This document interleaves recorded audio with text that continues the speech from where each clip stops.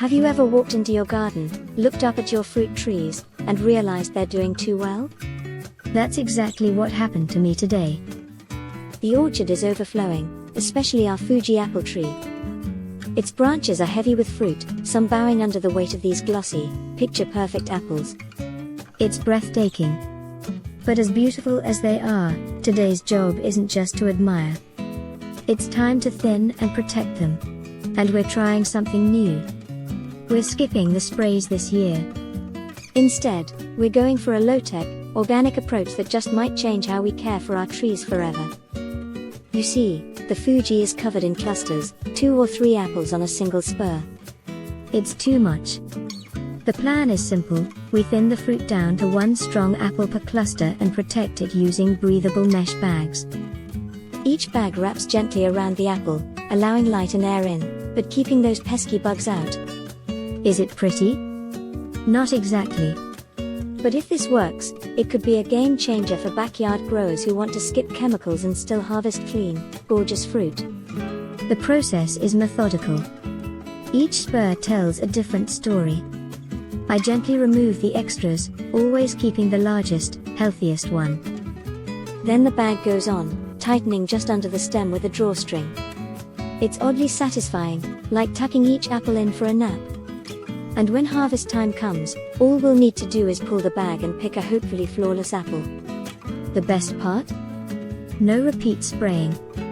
Just one step that could save so much time and risk down the road. Now, I know there are other organic options, like kaolin clay sprays. They create a white, powdery coating bugs dislike. But honestly, I'm not sold on the look. Apples powdered like donuts? Not quite the vibe I'm going for. These bags might not win any beauty contests, but they're reusable, affordable, and easy to use. The only catch?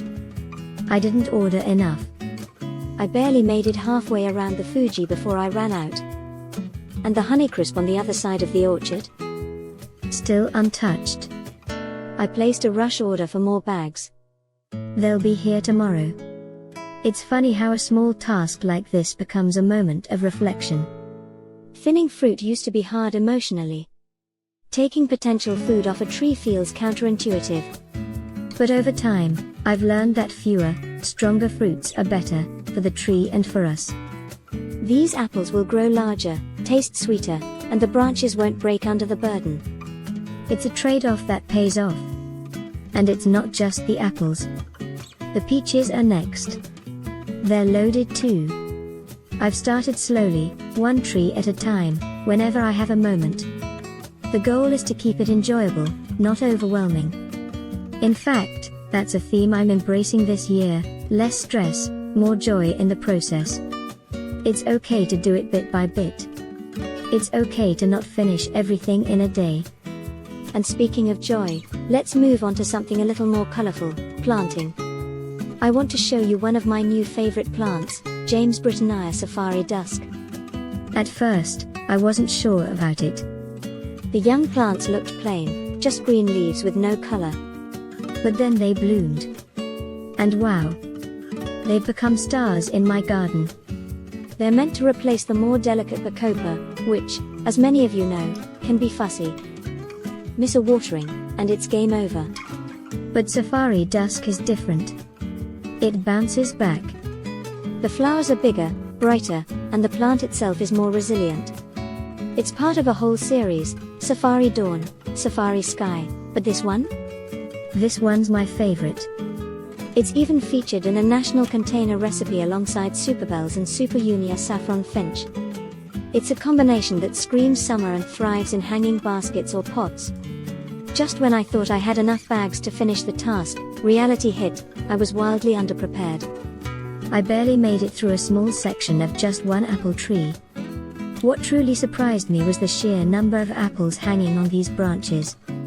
It's an amazing sight, but also a reminder of how much attention and care these trees need. So, I quickly placed another order for more mesh bags. They'll arrive tomorrow, and once they do, I'll be back out here continuing the process. It's not hard work, it just takes time and patience.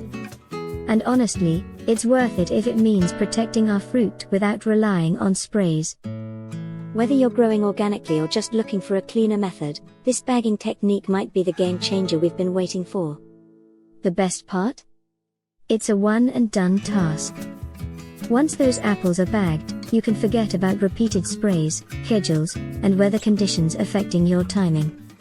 Plus, there's peace of mind in knowing you're not exposing the tree, or any of the beneficial insects around it, to potentially harmful sprays.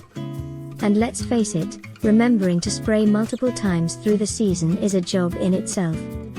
Spending a few extra seconds to bag a fruit after thinning already makes the process more efficient and more effective in the long run. So, today we thinned apples, bagged them in hope, and finished with a splash of color that reminded me why I love gardening so much. It's not always perfect. You run out of supplies. You second-guess your methods. But if you keep showing up with a little curiosity and care, your garden will show up for you too. Thanks for spending time with me in the orchard and garden today. I'll keep you posted on how these mesh bags perform, and maybe next time, we'll be harvesting perfect